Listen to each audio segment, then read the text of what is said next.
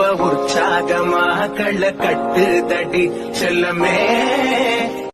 இல்ல ஒரு 2-3 லைன் கொஞ்சம் வேற மாதிரி ட்ரை பண்ணலாம்.